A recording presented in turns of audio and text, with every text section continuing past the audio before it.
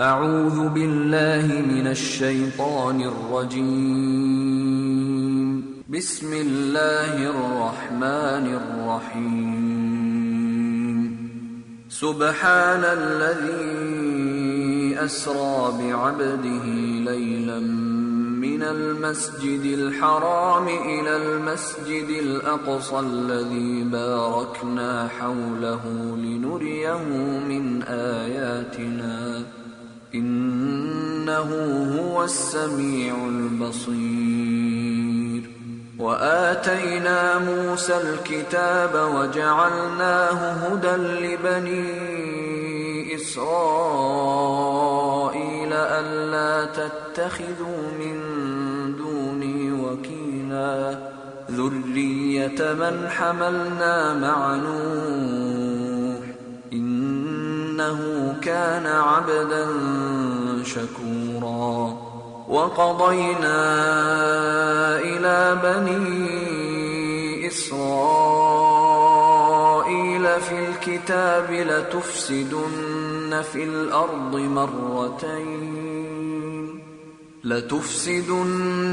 الأرض مرتين ولتعلن علوا كبيرا. فإذا جاء وعد أولاهما بعثنا عليكم عبادا لنا أولي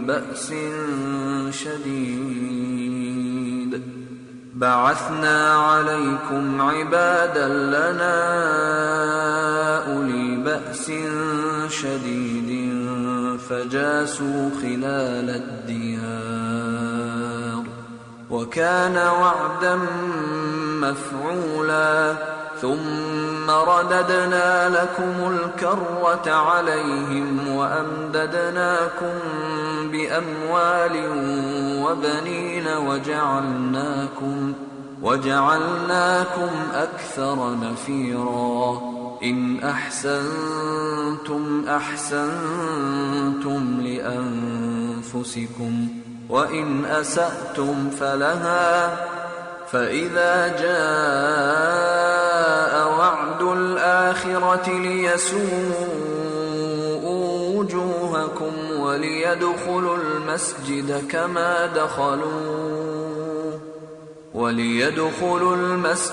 كما دخلوه أول مرة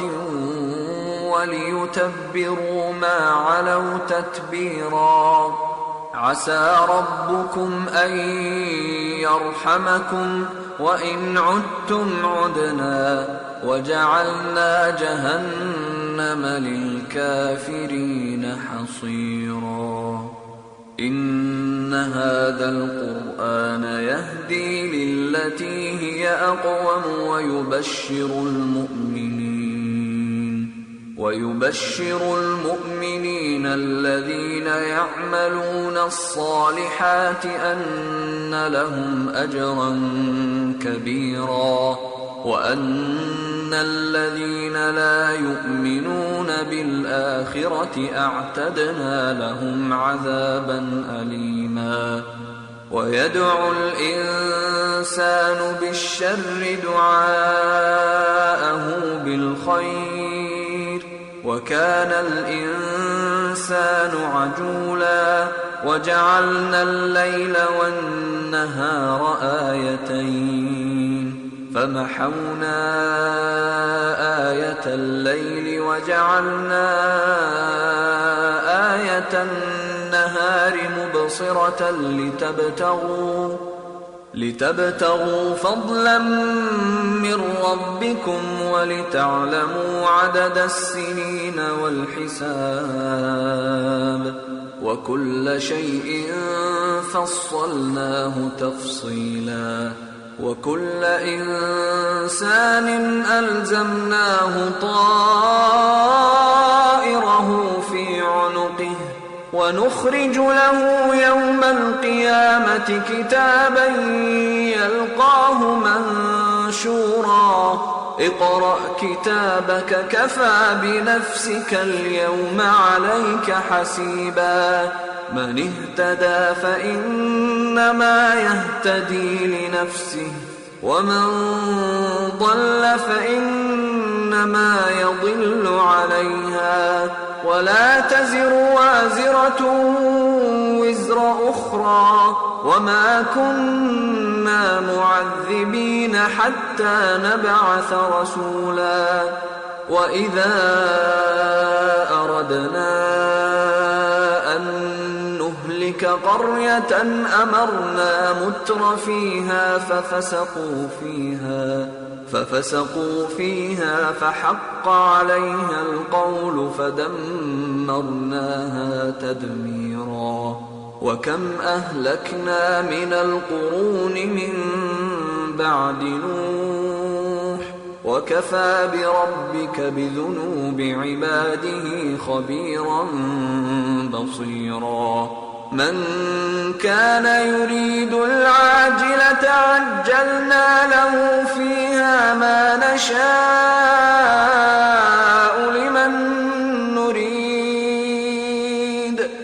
عجلنا له فيها ما نشاء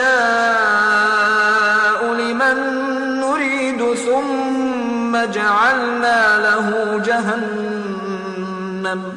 ثم جعلنا له جهنم يصلاها مذموما مدحورا ومن أراد الآخرة وسعى لها سعيها وهو مؤمن فأولئك كان سعيهم مشكورا كلا نمد هؤلاء وهؤلاء من عطاء ربك وما كان عطاء ربك محظورا انظر كيف فضلنا بعضهم على بعض وللآخرة أكبر درجات وأكبر تفضيلا لا تجعل مع الله إلها آخر فتقعد مذموما مخذولا وقضى ربك ألا تعبدوا إلا إياه وبالوالدين إحسانا إما يبلغن عندك الكبر أحدهما أو كلاهما فلا تقل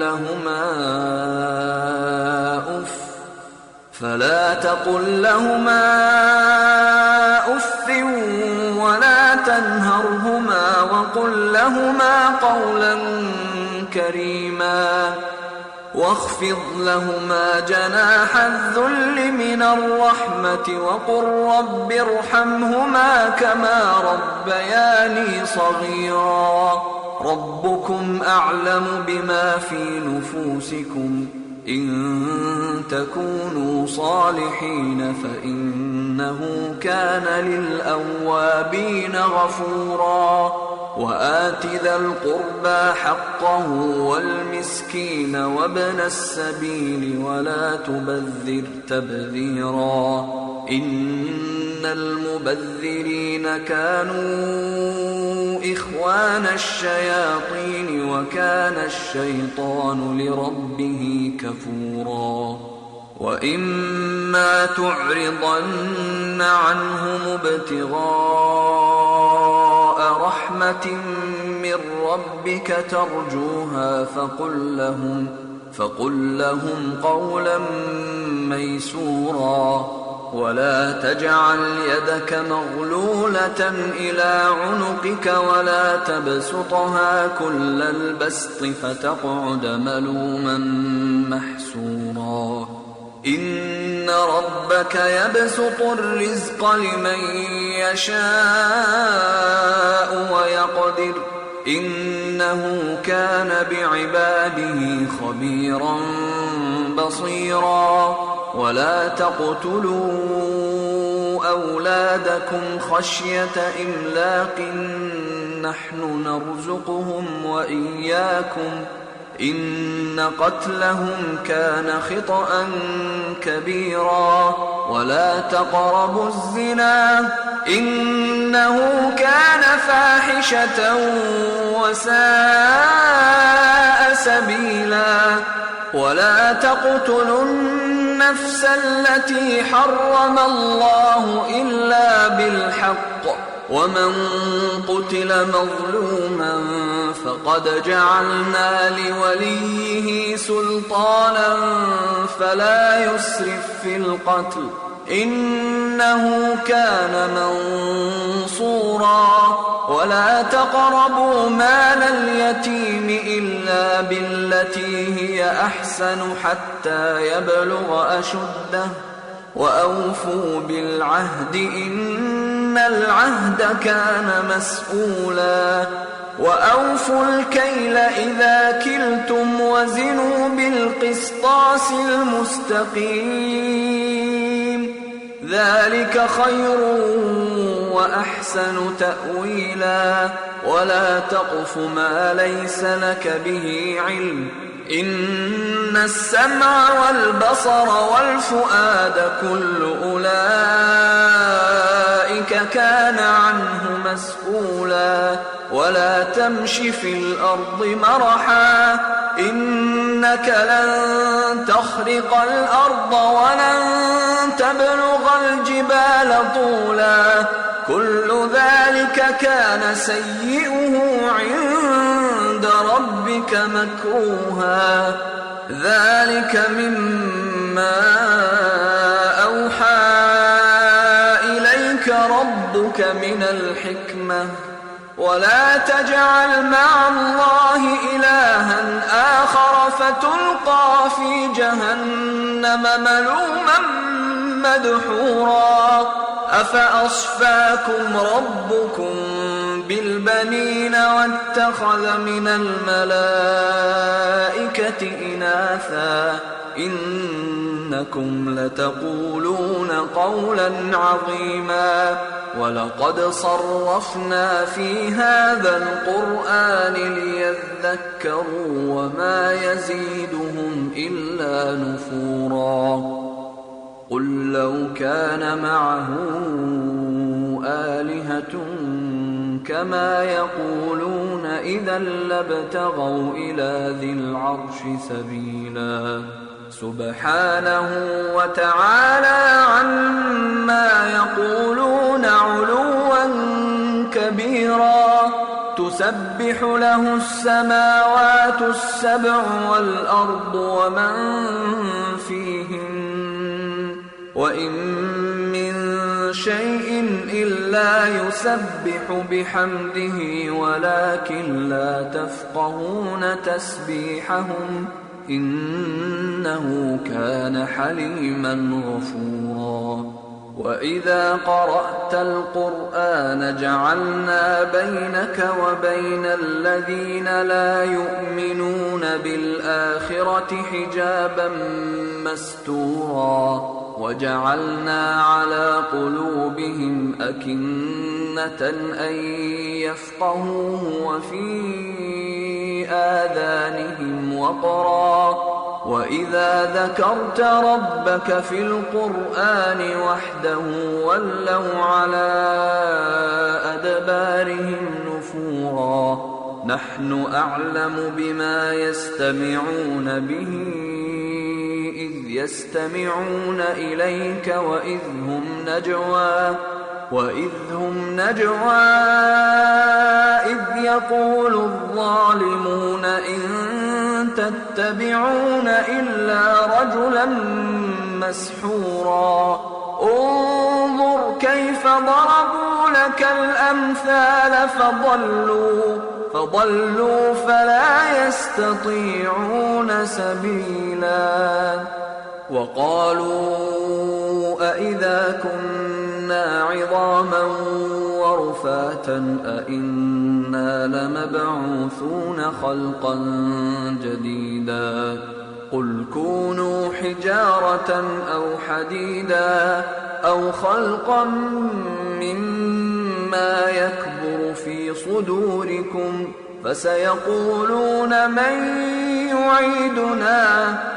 قل الذي فطركم أول مرة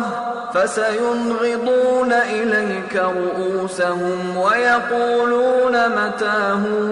قل عسى أن يكون قريبا يوم يدعوكم فتستجيبون بحمده وتظنون إن لبثتم إلا قليلا وقل لعبادي يقولوا التي هي أحسن إن الشيطان ينزغ بينهم إن الشيطان كان للإنسان عدوا مبينا ربكم أعلم بكم إن يشأ يرحمكم أو إن يشأ يعذبكم وما أرسلناك عليهم وكيلا وربك أعلم بمن في السماوات والأرض ولقد فضلنا بعض النبيين على بعض وآتينا داود زبورا قل ادعوا الذين زعمتم من دونه فلا يملكون كشف الضر عنكم ولا تحويلا أولئك الذين يدعون يبتغون إلى ربهم الوسيلة أيهم أقرب ويرجون رحمته ويخافون عذابه إن عذاب ربك كان محذورا وإن من قرية إلا نحن مهلكوها قبل يوم القيامة أو معذبوها عذابا شديدا كان ذلك في الكتاب مسطورا وما منعنا أن نرسل بالآيات إلا أن كذب بها الأولون وآتينا ثمود الناقة مبصرة فظلموا بها وما نرسل بالآيات إلا تخويفا وإذ قلنا لك إن ربك أحاط بالناس وما جعلنا الرؤيا التي أريناك إلا فتنة للناس والشجرة الملعونة في القرآن ونخوفهم فما يزيدهم إلا طغيانا كبيرا وإذ قلنا للملائكة اسجدوا لآدم فسجدوا إلا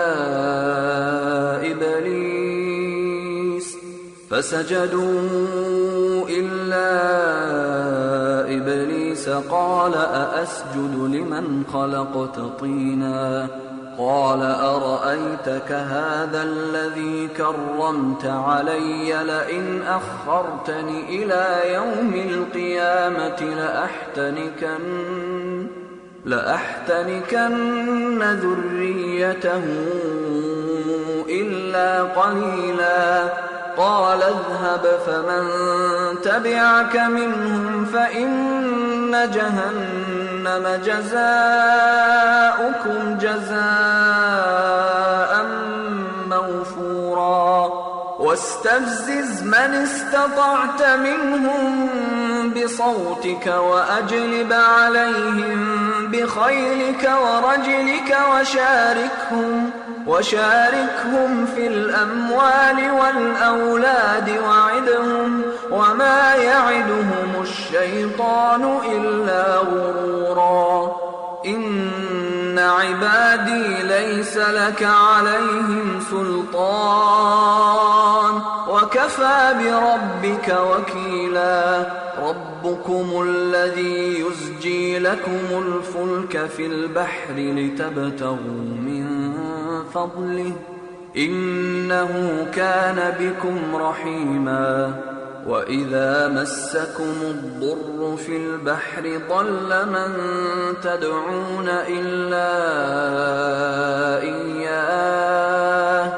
فلما نجاكم إلى البر أعرضتم وكان الإنسان كفورا أفأمنتم أن يخسف بكم جانب البر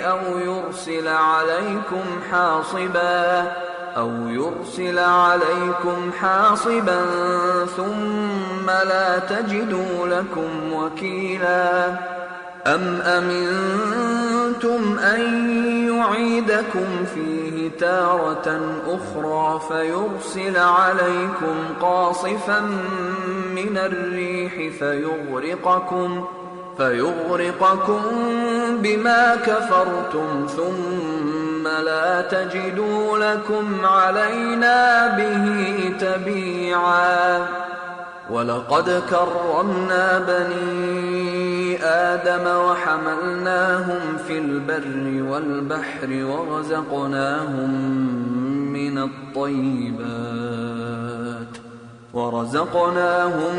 من الطيبات وفضلناهم على كثير ممن خلقنا تفضيلا يوم ندعو كل أناس بإمامهم فمن أوتي كتابه بيمينه فأولئك يقرؤون كتابهم ولا يظلمون فتيلا ومن كان في هذه أعمى فهو في الآخرة أعمى وأضل سبيلا وإن كادوا ليفتنونك عن الذي أوحينا إليك لتفتري علينا غيره وإذا لاتخذوك خليلا ولولا أن ثبتناك لقد كدت تركن إليهم شيئا قليلا إذا لأذقناك ضعف الحياة وضعف الممات ثم لا تجد لك علينا نصيرا وإن كادوا ليستفزونك من الأرض ليخرجوك منها وإذا لا يلبثون خلافك إلا قليلا سنة من قد أرسلنا قبلك من رسلنا ولا تجد لسنتنا تحويلا أقم الصلاة لدلوك الشمس إلى غسق الليل وقرآن الفجر إن قرآن الفجر كان مشهودا ومن الليل فتهجد به نافلة لك عسى أن يبعثك ربك مقاما محمودا وقل رب أدخلني مدخل صدق وأخرجني مخرج صدق واجعل لي من لدنك سلطانا نصيرا وقل جاء الحق وزهق الباطل إن الباطل كان زهوقا وننزل من القرآن ما هو شفاء ورحمة للمؤمنين ولا يزيد الظالمين إلا خسارا وإذا أنعمنا على الإنسان أعرض ونأى بجانبه وإذا مسه الشر كان يئوسا قل كل يعمل على شاكلته فربكم أعلم بمن هو أهدى سبيلا ويسألونك عن الروح قل الروح من أمر ربي وما أوتيتم من العلم إلا قليلا ولئن شئنا لنذهبن بالذي أوحينا إليك ثم لا تجد لك به علينا وكيلا إلا رحمة من ربك إن فضله كان عليك كبيرا قل لئن اجتمعت الإنس والجن على أن يأتوا بمثل هذا القرآن لا يأتون بمثله ولو كان بعضهم لبعض ظهيرا ولقد صرفنا للناس في هذا القرآن من كل مثل فأبى أكثر الناس إلا كفورا وقالوا لن نؤمن لك حتى تفجر لنا من الأرض ينبوعا أو تكون لك جنة من نخيل وعنب فتفجر الأنهار خلالها تفجيرا أو تسقط السماء كما زعمت علينا كسفا أو تأتي بالله والملائكة قبيلا أو يكون لك بيت من زخرف أو ترقى في السماء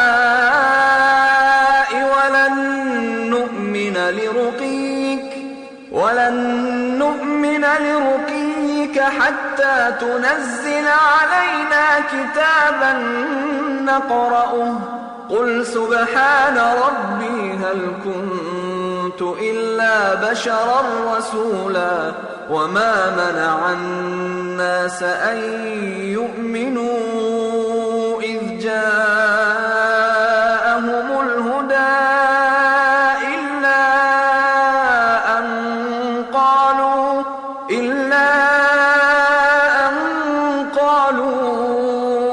أبعث الله بشرا رسولا قل لو كان في الأرض ملائكة يمشون مطمئنين لنزلنا عليهم من السماء ملكا رسولا قل كفى بالله شهيدا بيني وبينكم إنه كان بعباده خبيرا بصيرا ومن يهد الله فهو المهتد ومن يضلل فلن تجد لهم أولياء من دونه ونحشرهم يوم القيامة على وجوههم عميا وبكما وصما مأواهم جهنم كلما خبت زدناهم سعيرا ذلك جزاؤهم بأنهم كفروا بآياتنا وقالوا أئذا كنا عظاما ورفاتا أئنا لمبعوثون خلقا جديدا أولم يروا أن الله الذي خلق السماوات والأرض قادر على أن يخلق مثلهم وجعل لهم أجلا لا ريب فيه فأبى الظالمون إلا كفورا قل لو أنتم تملكون خزائن رحمة ربي إذا لأمسكتم خشية الإنفاق وكان الإنسان قتورا. ولقد آتينا موسى 9 آيات بينات فاسأل بني إسرائيل إذ جاءهم فقال له فرعون إني لأظنك يا موسى مسحورا. قال لقد علمت ما أنزل هؤلاء إلا رب السماوات والأرض بصائر وإني لأظنك يا فرعون مثبورا.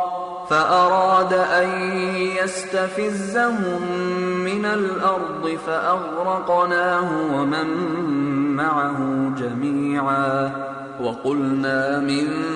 بعده لبني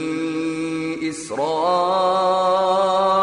اسكنوا الأرض فإذا جاء وعد الآخرة جئنا بكم لفيفا وبالحق أنزلناه وبالحق نزل وما أرسلناك إلا مبشرا ونذيرا وقرآنا فرقناه لتقرأه على الناس على مكث ونزلناه تنزيلا. قل آمنوا به أو لا تؤمنوا إن الذين أوتوا العلم من قبله إذا يتلى عليهم يخرون للأذقان سجدا ويقولون سبحان ربنا إن كان وعد ربنا لمفعولا ويخرون للأذقان يبكون ويزيدهم خشوعا. قل ادعوا الله أو ادعوا الرحمن أيما تدعوا فله الأسماء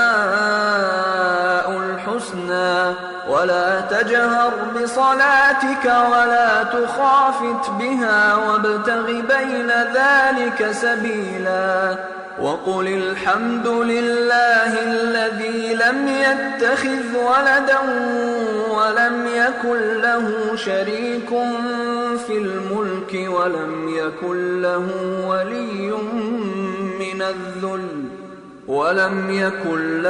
ولي من الذل وكبره تكبيرا.